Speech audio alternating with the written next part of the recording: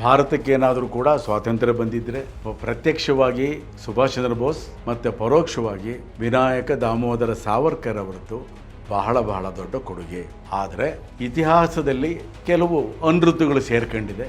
ಬೇರೆ ಯಾರನ್ನೋ ಇದಕ್ಕೆ ಬಾಧ್ಯಸ್ಥರನ್ನಾಗಿ ಮಾಡಲಾಗಿದೆ. ಸುಭಾಷ್ ಚಂದ್ರ ಬೋಸ್ ಮತ್ತು ಸಾವರ್ಕರ್ ಇಬ್ಬರನ್ನೂ ಕೂಡ ಒಂದು ರೀತಿ ಅವಗಣನೆ ಮಾಡಲಾಗಿದೆ. ವಿಶೇಷವಾಗಿ ಸೇನೆಗೆ ಸಂಬಂಧಪಟ್ಟ ಹಾಗೆ ಕೆಲವು ಮಾತುಗಳನ್ನು ಇಲ್ಲಿ ನಾವು ಗಮನಿಸಬಹುದು. ಸಾವರ್ಕರ್ ಅವರು ಹಿಂದೂಗಳನ್ನ ಸೇನೆಗೆ ಸೇರಿಸೋ ಕೆಲಸ ಮಾಡದೇ ಇದ್ದಿದ್ರೆ ಭಾರತ ಉಳಿತಾ ಇರಲಿಲ್ಲ. ಹಾಗಾಗಿ ಸೇನೆಯ ಭಾರತೀಕರಣವನ್ನ ಮಾಡದಂತಹ ಸಾವರ್ಕರ್ ಅವರು ಪರೋಕ್ಷವಾಗಿ ಸ್ವಾತಂತ್ರ್ಯದ ಗಳಿಕೆಗೆ, ಸ್ವಾತಂತ್ರ್ಯ ಉಳಿಯೋದಕ್ಕೆ ಕಾರಣರಾದರು ಅನ್ನೋದನ್ನ ಹೇಳಬಹುದು. ನಮಸ್ಕಾರ, ನಾನು ಮಂಜುನಾಥ್ ಅಜ್ಜಂಪುರ, ಅಂಕಣಕಾರ, ಸಂಪಾದಕ, ಲೇಖಕ. ವಿಶ್ವವಾಣಿ ವಿಡಿಯೋ ಕಾಲಂನ ಎಲ್ಲ ವೀಕ್ಷಕರಿಗೆ ನನ್ನ ಪ್ರಣಾಮಗಳು. ಸಾವರ್ಕರ್ ಅವರ ಕೊಡುಗೆ ಬಹಳ ಮಹತ್ತರವಾದ್ದು. ಯಾವ ರೀತಿ ಸೇನೆಯನ್ನು ಅವರು ಭಾರತೀಕರಣಗೊಳಿಸಿದ್ರು, ಇದಕ್ಕೆ ಸಂಬಂಧಪಟ್ಟ ಹಾಗೆ ಕೆಲವು ಮಾತುಗಳನ್ನು ನಿಮ್ಮ ಜೊತೆಯಲ್ಲಿ ಹಂಚಿಕೊಳ್ತೀನಿ. ಭಾರತಕ್ಕೇನಾದರೂ ಕೂಡ ಸ್ವಾತಂತ್ರ್ಯ ಬಂದಿದ್ದರೆ ಪ್ರತ್ಯಕ್ಷವಾಗಿ ಸುಭಾಷ್ ಚಂದ್ರ ಬೋಸ್ ಮತ್ತು ಪರೋಕ್ಷವಾಗಿ ವಿನಾಯಕ ದಾಮೋದರ ಸಾವರ್ಕರ್ ಅವರದ್ದು ಬಹಳ ದೊಡ್ಡ ಕೊಡುಗೆ. ಆದರೆ ಇತಿಹಾಸದಲ್ಲಿ ಕೆಲವು ಅನೃತುಗಳು ಸೇರ್ಕೊಂಡಿದೆ. ಬೇರೆ ಯಾರನ್ನೋ ಇದಕ್ಕೆ ಬಾಧ್ಯಸ್ಥರನ್ನಾಗಿ ಮಾಡಲಾಗಿದೆ. ಸುಭಾಷ್ ಚಂದ್ರ ಬೋಸ್ ಮತ್ತು ಸಾವರ್ಕರ್ ಇಬ್ಬರನ್ನೂ ಕೂಡ ಒಂದು ರೀತಿ ಅವಗಣನೆ ಮಾಡಲಾಗಿದೆ. ವಿಶೇಷವಾಗಿ ಸೇನೆಗೆ ಸಂಬಂಧಪಟ್ಟ ಹಾಗೆ ಕೆಲವು ಮಾತುಗಳನ್ನು ಇಲ್ಲಿ ನಾವು ಗಮನಿಸಬಹುದು. ಸಾವರ್ಕರ್ ಅವರು ಅಂಡಮಾನ್ ಜೈಲಿನಲ್ಲಿ ಪಡಬಾರದ ಒಂದು ಚಿತ್ರಹಿಂಸೆಯನ್ನು ಅನುಭವಿಸಿದ್ರು. ಅಲ್ಲಿಂದ ಬಂದ ಮೇಲೆ ಅವರು ರತ್ನಗಿರಿನಲ್ಲಿದ್ದರು, ಮಹಾರಾಷ್ಟ್ರದಲ್ಲಿ. ಅಲ್ಲಿ ಕೂಡ ಅವರನ್ನು ಒಂದು ರೀತಿ ಗೃಹ ಬಂಧನದಲ್ಲಿ ಇಟ್ಟಿದ್ದರು. ಆಗಿತ್ತು. ಈ ರೀತಿ ನೇರವಾಗಿ ಸೆರೆಮನೆ ಅಲ್ಲದೇ ಇದ್ದರೂ ಕೂಡ ಅವರು ಒಂದು ರೀತಿ ಬಂಧನದಲ್ಲಿದ್ದರು ಮತ್ತು ಅವರ ಮಾತುಕತೆ ಎಲ್ಲದನ್ನು ಕೂಡ ಬ್ರಿಟಿಷರು ಗಮನಿಸ್ತಾ ಇದ್ದರು, ಬೇಹುಗಾರರನ್ನು ಇಟ್ಟಿದ್ದರು. ಹೀಗಿದ್ದು ಕೂಡ ಅವರು ಸಾಮಾಜಿಕವಾಗಿ ಕೂಡ ಸಾಹಿತ್ಯಿಕವಾಗಿ ಕೂಡ ಬಹಳ ದೊಡ್ಡ ಕೊಡುಗೆಯನ್ನು ಕೊಟ್ಟರು. ಅಸ್ಪೃಶ್ಯತೆ ನಿವಾರಣೆಗೆ ಸಂಬಂಧಪಟ್ಟ ಹಾಗೆ ಬಹಳ ದೊಡ್ಡ ಕೆಲಸ ಮಾಡಿದರು. ಮತ್ತು ವಿದೇಶಿ ವಸ್ತ್ರಗಳನ್ನು ನೀವು ಧರಿಸಬೇಡಿ ಹಾಗೆ ಅಂದ್ಬಿಟ್ಟು ಭಾರತದ ಒಂದು ಅಸ್ಮಿತೆಯನ್ನು ಕಾಪಾಡೋ ಕೆಲಸಗಳನ್ನು ಕೂಡ ಅವರು ಮಾಡಿದ್ರು. ಈ ಥರದ ಅನೇಕ ಸಂಗತಿಗಳನ್ನು ನಾವು ಗಮನಿಸಲೇಬೇಕು. ಯಾವ ರೀತಿ ಅವ್ರ ಕೊಡುಗೆ ಏನು ಹಾಗೆ ಅಂತ. 1939ರಲ್ಲಿ ಏನಾಯಿತು, ಆಗಿನ ಕಾಲದಲ್ಲಿ ಪ್ರೊವಿನ್ಷಿಯಲ್ ಗೌರ್ಮೆಂಟ್ಸ್, ಪ್ರಾಂತೀಯ ಸರ್ಕಾರಗಳು ಅಂತ ಇತ್ತು. ಕಾಂಗ್ರೆಸ್ ಅನೇಕ ಕಡೆ, ಕೆಲವು ಕಡೆ ಮುಸ್ಲಿಂ ಲೀಗ್ ಈ ರೀತಿ ಸರ್ಕಾರಗಳ ರಚನೆ ಮಾಡಿದರು. ಬ್ರಿಟಿಷರೇ ಈ ರೀತಿಯ ಒಂದು ಸರ್ಕಾರದ ರಚನೆಗೆ ಒಂದು ಅವಕಾಶ ಕೊಟ್ಟಿದ್ದರು. 1939ರಲ್ಲಿ ಎರಡನೇ ಮಹಾಯುದ್ಧ ಪ್ರಾರಂಭ ಆಯಿತು. ಅದಕ್ಕೆ ಭಾರತವನ್ನು ಕೂಡ ಪಾರ್ಟಿ ಮಾಡಿದ್ರು. ಆಗ ಯಾರು ವೈಸ್ರಾಯ್ ಇದ್ದರು ಅವರೇನು ಮಾಡಿದ್ರು, ಭಾರತವನ್ನು ಕೂಡ ಪಾರ್ಟಿ ಮಾಡಿದ್ರು. ಅಂದರೆ ಯುದ್ಧದಲ್ಲಿ ಭಾಗಿಯಾಗೋ ಥರ ಮಾಡಿದ್ರು. ಎಷ್ಟು ವಿಚಿತ್ರ, ಎಷ್ಟು ಭಯಂಕರ ಅಂತ ಹೇಳಿದರೆ, ಸ್ವಾತಂತ್ರ್ಯ ಇಲ್ಲದ ಭಾರತ ದೇಶದ ಸುಮಾರು 12ರಿಂದ 15 ಲಕ್ಷ ಜನ ಭಾರತೀಯರು ಮೊದಲನೇ ಮಹಾಯುದ್ಧದಲ್ಲಿ ಭಾಗವಹಿಸಿದ್ರು. ಅದರಲ್ಲಿ ಲಕ್ಷಾಂತರ ಜನ ಬಲಿದಾನ ಕೂಡ ಮಾಡಿದ್ರು. ಅದೇ ರೀತಿ 1939ರಿಂದ 45ರವರೆಗೆ ಏನು ಎರಡನೇ ಮಹಾಯುದ್ಧ ನಡೀತು, ಅಲ್ಲಿ ಕೂಡ 10 ಲಕ್ಷಕ್ಕಿಂತ ಹೆಚ್ಚಿನ ಸೈನಿಕರು ಭಾರತೀಯರು ಅದಕ್ಕೆ ಭಾಗವಹಿಸಬೇಕಾಯಿತು. ಈ ಒಂದು ನಿರ್ಧಾರ ಇದಾದಾಗ ಆಗ ಏನೊಂದು ಪ್ರಾಂತೀಯ ಸರ್ಕಾರ ಇತ್ತು, ಅದರ ಮುಖ್ಯಸ್ಥರಾಗಿ ಏನು ಜವಾಹರ್ಲಾಲ್ ನೆಹರು ಇದ್ದರು. ಅವರಿಗೆ ಸ್ವಲ್ಪ ದುಡುಕಿನ ಸ್ವಭಾವ ಇತ್ತು. ವೈಸ್ರಾಯ ನಿರ್ಧಾರವನ್ನು ವಿರೋಧ ಮಾಡಿ ಅವರೇನು ಮಾಡಿದ್ರು, ಅವರು ಸರ್ಕಾರನ ರಾಜೀನಾಮೆ ಕೊಟ್ಟು ಹೊರಗಡೆ ಬಂದರು. ಆಗೇನಾಯಿತು ಅಂತ ಹೇಳಿದರೆ, ಭಾರತೀಯರ ಪರವಾಗಿದ್ದ ಸರ್ಕಾರಗಳೇ ಹೋಗಿ ಮುಸ್ಲಿಂ ಲೀಗಿನ ಸರ್ಕಾರಗಳು ಮಾತ್ರ ಉಳಿಯೋ ಥರ ಆಯಿತು. ಇದು ಬಹಳ ದೊಡ್ಡ ಅಪಾಯ ಆಗಿತ್ತು. ಯಾವ ರೀತಿ ದುಡುಕಿನಿಂದ ಜವಾಹರ್ಲಾಲ್ ನೆಹರು ರಾಜೀನಾಮೆ ಕೊಟ್ಟು ಹೊರಗಡೆ ಬಂದರು ಅಂತ ಹೇಳಿದ್ರೆ ಈ ಒಂದು ಪರಿಣಾಮವನ್ನು ಅವರು ಯೋಚನೆ ಸಹ ಮಾಡಲೇ ಇಲ್ಲ. ಮುಸ್ಲಿಂ ಲೀಗ್ ಆಗ ಒಂದು ತನ್ನ ಪಾತ್ರವನ್ನು ಹೆಚ್ಚಿಸ್ಕೊಳ್ತಾ ಹೋಯಿತು. ಅವ್ರಿಗೆ ಗೊತ್ತಿತ್ತು ಯಾವ ರೀತಿ ನಾವು ಸೈನ್ಯವನ್ನು ನಮ್ಮದಾಗೆ ಮಾಡ್ಕೋಬೇಕು ಹಾಗೆ ಅಂತ. ಅವಿಭಜಿತ ಭಾರತ ಏನಿತ್ತು ಅದರಲ್ಲಿ ಸೈನ್ಯದ ಸ್ವರೂಪದಲ್ಲಿ ಮುಸಲ್ಮಾನರ ಒಂದು ಶತಾಂಶವಾರು ಶೇಕಡಾವಾರು ಜಾಸ್ತಿ ಇತ್ತು. ಅಂಬೇಡ್ಕರ್ ನಮಗೆಲ್ಲ ಗೊತ್ತಿರೋ ಹಾಗೆ ಬಹಳ ದೊಡ್ಡ ಲೇಖಕರು, ಬಹಳ ದೊಡ್ಡ ಸಂಶೋಧಕರು, ಬಹಳ ದೊಡ್ಡ ತಜ್ಞರು. ಅವರು ಈ ಪಾಕಿಸ್ತಾನ ನಿರ್ಮಾಣಕ್ಕೆ ಸಂಬಂಧಪಟ್ಟ ಹಾಗೆ 1940ರಲ್ಲೇ ಲೇಖನಗಳನ್ನು ಬರೆದರು ಮತ್ತು ಪುಸ್ತಕ ಕೂಡ ಇದೆ. ಅದರಲ್ಲಿ ಅವರು ಅನೇಕ ಅಂಕಿಅಂಶಗಳನ್ನು ಕೊಟ್ಟಿದ್ದಾರೆ. ಅಂಬೇಡ್ಕರ್ ಸಾಮಾನ್ಯವಾಗಿ ನಾವು ಅವ್ರನ್ನ ಸಂವಿಧಾನ ಶಿಲ್ಪಿ ಅಂತ ಹೇಳಿದ್ರು ಕೂಡ ಅದಕ್ಕಿಂತ ಬಹಳ ಹೆಚ್ಚಿನ ಒಂದು ಶಕ್ತಿ ಇದ್ದವರು, ಭಾರತಕ್ಕೆ ಬಹಳ ದೊಡ್ಡ ಒಂದು ಉಪಕಾರವನ್ನು ಮಾಡಿದಂಥವರು, ಒಂದು ಕೊಡುಗೆಯನ್ನು ಕೊಟ್ಟಂಥವ್ರು. ಅಂಬೇಡ್ಕರ್ ಕೆಲವು ಅಂಶಗಳನ್ನು ಕೊಡ್ತಾರೆ ನೋಡಿ. 1930ರಲ್ಲಿ ಸೈನ್ಯದಲ್ಲಿ ಯಾವ ಪರಿಸ್ಥಿತಿ ಇತ್ತು, ಆಗ ಏನಂತ ಹೇಳಿದ್ರೆ ಈ ಅಶ್ವಾರೋಹಿ ಪಡೆ ಏನಿತ್ತು ಅದರದ್ದು ಬಹಳ ಪ್ರಧಾನವಾದ ಪಾತ್ರ ಇತ್ತು. ಅದರಲ್ಲಿ ಹಿಂದೂಗಳು ಮತ್ತು ಸಿಖ್ಖರದು 61% 61% ಇತ್ತು. ಅದೇ ರೀತಿ ಮುಸಲ್ಮಾನರದು 30%ಗಿಂತ ಜಾಸ್ತಿ ಇತ್ತು, 30%ಕ್ಕಿಂತ ಹೆಚ್ಚು. ಈ ಎಲ್ಲ ಅಂಕಿಅಂಶಗಳನ್ನು ಕೂಡ ಅವರು ಪುಸ್ತಕದಲ್ಲಿ ಬರೆದಿದ್ದಾರೆ ಅಂಬೇಡ್ಕರ್ ಅವರು. ಇದು ಬಹಳ ಜನ ರಾಜಕಾರಣಿಗಳು ಗಮನಿಸ್ತಾ ಇರಲಿಲ್ಲ. ವಿನಾಯಕ ದಾಮೋದರ ಸಾವರ್ಕರ್ ಇದನ್ನು ಅವರು ಗಮನಿಸಿದ್ರು. ಈ ರೀತಿ ಆದರೆ ಭಾರತಕ್ಕೆ ಉಳಿಗಾಲ ಇರೋದಿಲ್ಲ. ಹಾಗಾಗಿ ಏನು ಮಾಡಬೇಕು, ಭಾರತದ ಸೈನ್ಯದಲ್ಲಿ ಏನು ಬ್ರಿಟಿಷರ ಒಂದು ಸೈನ್ಯ ಏನಿತ್ತು ಅದನ್ನು ಇಂಡಿಯನ್ ಆರ್ಮಿ ಅಂತಲೇ ಕರೀತಾ ಇದ್ದರು. ಅದಕ್ಕೆ ಹೆಚ್ಚು ಜನ ಹಿಂದೂಗಳು ಸೇರಬೇಕು, ಇಲ್ಲ ಅಂತ ಹೇಳಿದ್ರೆ ಭಾರತಕ್ಕೆ ಭವಿಷ್ಯನೇ ಇಲ್ಲ ಅಂತ.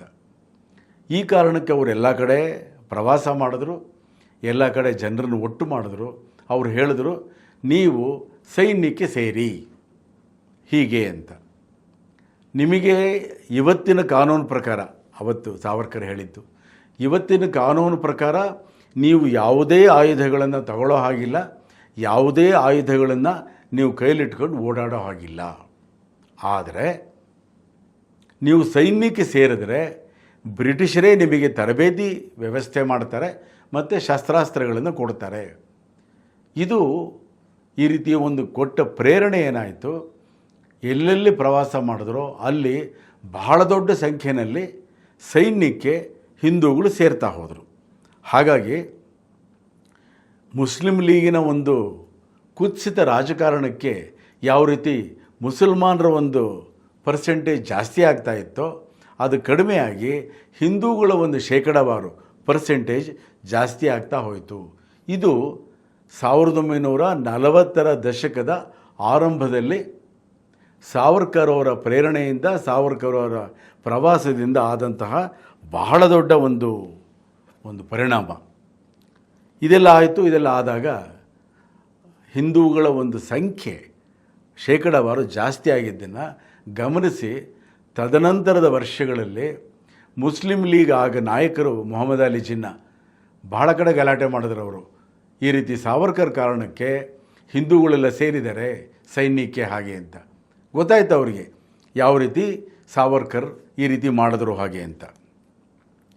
ನಮ್ಮ ಇತಿಹಾಸದ ಪಠ್ಯಪುಸ್ತಕಗಳಲ್ಲಿ ಕೆಲವನ್ನು ಬಹಳ ವಿಕೃತಗೊಳಿಸಲಾಗಿದೆ. 1942ರ ಏನೊಂದು ಕ್ವಿಟ್ ಇಂಡಿಯಾ ಚಳವಳಿ, ಭಾರತ್ ಛೋಡೋ ಚಳವಳಿ ಏನಾಯಿತು ಅದರಲ್ಲಿ ಸಾವರ್ಕರ್ ಭಾಗವಹಿಸಲಿಲ್ಲ. ಬ್ರಿಟಿಷರ ಸೈನ್ಯಕ್ಕೆ ಅವರು ಭಾರತೀಯರನ್ನು ಸೇರಿಸಿದ್ರು, ಅವರು ಬ್ರಿಟಿಷರ ಪರವಾಗಿದ್ದರು. ಈ ರೀತಿ ಭಯಾನಕವಾದ ಆಪಾದನೆಗಳನ್ನು ಮಾಡ್ತಾರೆ. ಆದರೆ ಸಾವರ್ಕರ್ ಅಂತ ದೇಶಭಕ್ತರು ಬಹಳ ಅಪರೂಪ. ಅವರು ಬ್ರಿಟಿಷರ ಏನು ಸೈನ್ಯ ಇತ್ತೋ ಅಲ್ಲಿ ಹಿಂದೂಗಳನ್ನು ಸೇರಿಸೋದಕ್ಕೆ ಕೂಡ ಕಾರಣ ಏನು ಅಂತ ಹೇಳಿದ್ರೆ ಆ ವೇಳೆಗಾಗಲೇ ಮುಸ್ಲಿಮರ ಒಂದು ಶೇಕಡಾವಾರು ಬಹಳ ಜಾಸ್ತಿ ಇತ್ತು. ಅದಕ್ಕೇ ನಾನು ಅಂಬೇಡ್ಕರ್ ಅವರ ಏನೋ ಒಂದು ಗ್ರಂಥದಲ್ಲಿದೆ ಆ ಅಂಕಿಅಂಶಗಳನ್ನು ಕೊಟ್ಟಿದ್ದು. ಈ ಅಪಾಯಕಾರಿ ಅಂಕಿಅಂಶಗಳ ಕಾರಣಕ್ಕೇ 30ರ ದಶಕದಲ್ಲಿ ಏನೊಂದು ಚಿತ್ರ ಇತ್ತು, ಆ ಚಿತ್ರ ಪೂರ್ತಿ ಬದಲಾಗಿ 1940ರ ದಶಕದ ಆರಂಭದಲ್ಲೇ ಹಿಂದೂಗಳ ಒಂದು ಶೇಕಡಾವಾರು ಸೈನ್ಯದಲ್ಲಿ ಜಾಸ್ತಿ ಆಯಿತು. ಇದಕ್ಕೆ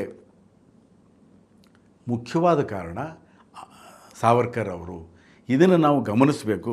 ಯಾಕೆಂತ ಹೇಳಿದ್ರೆ ಯಾವುದೇ ಒಂದು ಸಾಕ್ಷ್ಯಾಧಾರವನ್ನು ನಾವು ಬಹಳ ಕರೆಕ್ಟಾಗಿ ಗಮನಿಸಬೇಕಾಗುತ್ತೆ. ಬ್ರಿಟಿಷರ ಸೈನ್ಯಕ್ಕೆ ಸೇರಿಸಿದ್ರು ಅಂತ ಆಪಾದನೆ ಮಾಡೋರಿದ್ದಾರೆ, ಆದರೆ ಅದರ ಹಿಂದಿನ ಕಾರಣವನ್ನು ಹೇಳೋದೇ ಇಲ್ಲ. ಅವರು ಯಾಕೆ ಸೇರಿಸಿದ್ರು ಬ್ರಿಟಿಷರ ಸೈನ್ಯಕ್ಕೆ? ಅವರು ಭಾರತವನ್ನು ಉಳಿಸೋ ಕೆಲಸ ಮಾಡಿದ್ರು, ಸೇನೆಯ ಭಾರತೀಕರಣವನ್ನು ಮಾಡಿದ್ರು. ಇದಕ್ಕಿಲ್ಲ ಒಂದು ಉದಾಹರಣೆಯನ್ನು ಕೊಡಬಹುದು. ಸುಮಾರು 35 ವರ್ಷಗಳ ಹಿಂದೆ ಕಾಶ್ಮೀರದಲ್ಲಿ ಕಾಶ್ಮೀರಿ ಹಿಂದೂಗಳ ಒಂದು ದುರಂತ ಏನಾಯಿತು, ಧ್ವಂಸ ಏನಾಯಿತು, ಹತ್ಯಾಕಾಂಡ ಏನು ನಡೀತು, ಇದೆಲ್ಲದನ್ನು ಕೂಡ ನಾವು ಗಮನಿಸಿವಿ, ನೋಡಿದ್ದೀವಿ. ಆಗ ಮುಖ್ಯಮಂತ್ರಿ ಆಗಿದ್ದವರು ಯಾರು? ಫಾರೂಕ್ ಅಬ್ದುಲ್ಲಾ. ಅವರೇನು ಮಾಡಿದ್ರು? ಕಾಶ್ಮೀರಿ ಹಿಂದೂಗಳ ಸರ್ವನಾಶಕ್ಕೆ, ವಿಧ್ವಂಸಕ್ಕೆ, ಹತ್ಯಾಕಾಂಡಕ್ಕೆ ಎಲ್ಲ ವ್ಯವಸ್ಥೆಯನ್ನು ಮಾಡಿ ಆಮೇಲೆ ರಾಜೀನಾಮೆ ಕೊಟ್ಟು ಭಾರತದಿಂದಲೇ ಹೊರಗಡೆ ಹೋದರು.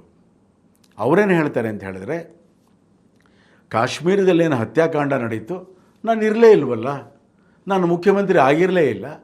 ಆಗ ಯಾರು ಗವರ್ನರ್ ಆಗಿದ್ದರು, ಜಗಮೋಹನ್, ಅವ್ರನ್ನ ನೀವು ಕೇಳಿ, ನನ್ನನ್ನು ಯಾಕೆ ಕೇಳ್ತೀರಾ ಹಾಗೆ ಅಂತ. ಇಲ್ಲಿ ಅವರು ಮುಖ್ಯಮಂತ್ರಿ ಆಗಿರಲಿಲ್ಲ ಅನ್ನೋದು ನಿಜ, ದಾಖಲೆಗಳೇನು ಹೇಳುತ್ತೆ ಅವರು ಮುಖ್ಯಮಂತ್ರಿ ಆಗಿರಲಿಲ್ಲ ಅಂತ. ಆದರೆ ಅವರು ಮುಖ್ಯಮಂತ್ರಿ ಆಗಿದ್ದಾಗಲೇ ಫಾರೂಕ್ ಅಬ್ದುಲ್ಲಾ ಈ ರೀತಿ ಕಾಶ್ಮೀರಿ ಹಿಂದೂಗಳ ನಾಶಕ್ಕೆ, ಧ್ವಂಸಕ್ಕೆ, ಹತ್ಯಾಕಾಂಡಕ್ಕೆ ವ್ಯವಸ್ಥೆ ಮಾಡಿದರು. ಈ ರೀತಿ ನಾವು ಇತಿಹಾಸದ ಅನೇಕ ಸಂಗತಿಗಳನ್ನು ವಿಶ್ಲೇಷಣೆ ಮಾಡಬೇಕಾಗತ್ತೆ, ಮರುವಿಮರ್ಶೆ ಮಾಡಬೇಕಾಗತ್ತೆ. ಅದರ ಹಿಂದಿನ ಒಂದು ಸತ್ಯವನ್ನು ನಾವು ಅರಿಯಬೇಕಾಗತ್ತೆ, ತಿಳ್ಕೋಬೇಕಾಗತ್ತೆ. 1946-47ರ ಅವಧಿನಲ್ಲಿ ಏನೊಂದು ಸ್ವಾತಂತ್ರ್ಯದ ಒಂದು ಇದೇನಾಯಿತು, ಬ್ರಿಟಿಷರಿಗೆ ಸಾಕಾಗಿ ಹೋಗಿತ್ತು. ಅವರು 2ನೇ ಮಹಾಯುದ್ಧದಲ್ಲಿ ಸೋತು ನಾಶ ಆಗಿದ್ದರು. ಡಿಸೆಂಬರ್ 45ರಲ್ಲಿ ಬ್ರಿಟನ್ನಲ್ಲೇನು ಎಲೆಕ್ಷನ್ಸ್ ನಡೀತು, ಆ ಎಲೆಕ್ಷನ್ನಲ್ಲಿ ಚರ್ಚಿಲ್ ಪಾರ್ಟಿ ಸೋತು ಹೋಯಿತು. ಲೇಬರ್ ಪಾರ್ಟಿಯಿಂದ ಕ್ಲೆಮೆಂಟ್ ಅಟ್ಲಿ ಅವರು ಗೆದ್ದರು ಮತ್ತು ಅವರು ಪ್ರಧಾನಮಂತ್ರಿ ಆದರು. ಕ್ಲೆಮೆಂಟ್ ಅಟ್ಲಿ ನಿರ್ಧಾರ ತಗೊಂಡ್ರು, ಸಾಕು ಭಾರತಕ್ಕೆ ಇದಾಗಿರೋಂಥದ್ದು, ಅದಕ್ಕೆ ಸ್ವಾತಂತ್ರ್ಯವನ್ನು ಕೊಡೋಣ, ಅದಕ್ಕೆ ಡೊಮಿನಿಯನ್ ಸ್ಟೇಟಸ್ ಅಂತ ಹೇಳ್ತಾರೆ. ಒಂದು ರೀತಿ ಸಾಮಂತ ದೇಶ ಹಾಗೆ ಅಂತ, ಒಂದು ರೀತಿ ಅಧೀನ ದೇಶ ಅಂತ, ಆ ರೀತಿಯ ಒಂದು ಲಿಮಿಟೆಡ್ ಸ್ವಾತಂತ್ರ್ಯ ಏನಿದೆ ಅದನ್ನು ಕೊಡೋಣ ಹಾಗೆ ಅಂತ. ಈ ತೀರ್ಮಾನ ಲೇಬರ್ ಪಕ್ಷದಿಂದ ಪ್ರಧಾನಿಯಾದ ಕ್ಲೆಮೆಂಟ್ ಅಟ್ಲಿ ಅವರದ್ದು. ಪ್ರಾಯಶಃ ಚರ್ಚಿಲ್ ಅವರೇ ಮತ್ತೆ ಗೆದ್ದಿದ್ದರೆ ಭಾರತಕ್ಕೆ ಸ್ವಾತಂತ್ರ್ಯ ಸಿಗ್ತಾ ಇರಲಿಲ್ಲ ಅನ್ನೋ ಥರ ಇದೆ. ಅಷ್ಟು ಭಾರತವನ್ನು ಚರ್ಚಿಲ್ ದ್ವೇಷ ಮಾಡ್ತಾಯಿದ್ರು. ಈ ಒಂದು ಪ್ರಕ್ರಿಯೆ ಪ್ರಾರಂಭ ಆಯಿತು. ಮತ್ತು ಜಿನ್ನಾ ಅವರ ಕಾರಣಕ್ಕೆ, ಮುಸ್ಲಿಂ ಲೀಗ್ ಕಾರಣಕ್ಕೆ, ಮುಸ್ಲಿಂ ಲೀಗಿಗೆ ಭಾರತದ ಮುಸಲ್ಮಾನರು ಬೆಂಬಲ ಕೊಟ್ಟ ಕಾರಣಕ್ಕೆ ದೇಶದ ವಿಭಜನೆ ಆಯಿತು. ಆಗ ಯಾರ್ಯಾರು ಸೈನ್ಯದಲ್ಲಿದ್ದರೋ ಆ ಸೈನ್ಯದಲ್ಲಿದ್ದವರಿಗೆ ಆಯ್ಕೆಯನ್ನು ಕೊಟ್ಟರು. ನೀವು ಪಾಕಿಸ್ತಾನಕ್ಕೆ, ಮುಸ್ಲಿಂ ದೇಶ ಏನಿದೆ ಹೊಸದಾಗಿ ಆಗ್ತಾ ಇದೆ, ಅದಕ್ಕೆ ಬೇಕಾದರೂ ಹೋಗ್ಬೋದು, ಭಾರತದಲ್ಲೇ ಉಳಿಬೋದು ಹಾಗೆ ಅಂತ. ಈ ಅಂಕಿಅಂಶಗಳು ನಿಜಕ್ಕೂ ಕೂಡ ಆಘಾತಕಾರಿ. ಸೈನ್ಯದಲ್ಲಿ ಏನು ಮುಸಲ್ಮಾನರಿದ್ದರೋ ಅದರಲ್ಲಿ 94% ಮುಸಲ್ಮಾನರು ಪಾಕಿಸ್ತಾನವನ್ನು ಆಯ್ಕೆ ಮಾಡಿಕೊಂಡ್ರು ಮತ್ತು ಅಲ್ಲಿಗೆ ಹೋದರು. ಇದನ್ನು ನಾವು ಗಮನಿಸಬೇಕು. 1946-47ರಲ್ಲಿ ಏನು ಒಂದು ದೇಶ ವಿಭಜನೆಯ ಒಂದು ಇದಾಯಿತು, 47ರಲ್ಲಿ 2 ದೇಶಗಳಿದಾಯಿತು, ಪಾಕಿಸ್ತಾನದ ನಿರ್ಮಾಣ ಆಯಿತು. ಅಲ್ಲಿಗೆ ಸೈನ್ಯದಲ್ಲಿದ್ದವರು ಹೋಗಿದ್ದವರು ಅಧಿಕೃತವಾಗಿ 94%. ಇದು ಬಹಳ ಭಯಾನಕವಾದ ಒಂದು ಚಿತ್ರವನ್ನು ಕೊಡುತ್ತೆ. ಇದನ್ನು ನಾವು ಸರಿಯಾಗಿ ಅರ್ಥ ಮಾಡ್ಕೋಬೇಕಾಗುತ್ತೆ. ಉಳಿದ 6% ಕೂಡ ಪ್ರಾಯಶಃ ಪಾಕಿಸ್ತಾನ ದೂರ ಆಗುತ್ತೆ ಅನ್ನೋ ಕಾರಣಕ್ಕೆ ಪ್ರಾಯಶಃ ದಕ್ಷಿಣ ಭಾರತದ ಮೂಲದ ಅನೇಕ ಮುಸಲ್ಮಾನರು ಹೋಗಿಲ್ಲ ಅಂತ ನಾವು ಅರ್ಥ ಮಾಡ್ಕೋಬೋದು. ಅದನ್ನು ಅಂದರೆ ಸೇನೆಯಲ್ಲಿ ಹಿಂದೂಗಳ ಸಂಖ್ಯೆ ಕಡಿಮೆ ಆಗಿದ್ದರೆ ಏನಾಗ್ತಾ ಇತ್ತು? 47ರಲ್ಲಿ ಏನು ಆಗಸ್ಟಲ್ಲಿ ಸ್ವಾತಂತ್ರ್ಯ ಬಂತು ಅಂತ ಹೇಳ್ತೀವಿ, ಆ ಒಂದು ಅವಧಿನಲ್ಲೇ ಪಾಕಿಸ್ತಾನದ ಒಂದು ಸೇನೆ ಕಾಶ್ಮೀರದ ಕಡೆ ನುಗ್ಗಿ ಸುಮಾರು 30-35 ಭಾಗ ಆ ಪಾಕಿಸ್ತಾನವನ್ನು ಆಕ್ರಮಿಸ್ಕೊಳ್ತು. ಇವತ್ತು ಕೂಡ ಅದನ್ನು ನಾವು ಪಾಕ್ ಆಕ್ಯುಪೈಡ್ ಕಾಶ್ಮೀರ್ POK ಅಂತ ಹೇಳ್ತೀವಿ. 77 ವರ್ಷಗಳಾದರೂ ಕೂಡ, 78 ವರ್ಷಗಳಾದರೂ ಕೂಡ ಅದು ಇವತ್ತಿಗೂ ಕೂಡ ಪಾಕ್ ಆಕ್ಯುಪೈಡ್ ಕಾಶ್ಮೀರ ಆಗಿದೆ. ಕಲ್ಪಿಸ್ಕೊಳ್ಳಿ, ಏನಾದರೂ ಕೂಡ ಮುಸ್ಲಿಂ ಲೀಗಿನ ಒಂದು ಕುತಂತ್ರ ಕುತ್ಸಿತ ರಾಜಕಾರಣಕ್ಕೆ ಆಗಿ ಸಾವರ್ಕರ್ ಅವರು ಹಿಂದೂಗಳನ್ನು ಸೇನೆಗೆ ಸೇರಿಸೋ ಕೆಲಸ ಮಾಡದೇ ಇದ್ದಿದ್ದರೆ ಭಾರತ ಉಳಿತಾ ಇರಲಿಲ್ಲ. ಹಾಗಾಗಿ ಸೇನೆಯ ಭಾರತೀಕರಣವನ್ನು ಮಾಡದಂತಹ ಸಾವರ್ಕರ್ ಅವರು ಪರೋಕ್ಷವಾಗಿ ಸ್ವಾತಂತ್ರ್ಯದ ಗಳಿಕೆಗೆ, ಸ್ವಾತಂತ್ರ್ಯ ಉಳಿಯೋದಕ್ಕೆ ಕಾರಣರಾದರು ಅನ್ನೋದನ್ನು ಹೇಳ್ಬೋದು. ಹಾಗಾಗಿ ಸಾವರ್ಕರ್ ಅವರ ಕೊಡುಗೆ ಬಹಳ ದೊಡ್ಡದು. ನಮಸ್ಕಾರ. ವಿಶ್ವವಾಣಿ TV ಸ್ಪೆಷಲ್ ವಾಹಿನಿಗೆ ತಾವೆಲ್ಲ ಚಂದಾದಾರರಾಗಿ ಸಬ್ಸ್ಕ್ರೈಬ್ ಮಾಡಿ. ನಮಸ್ಕಾರ.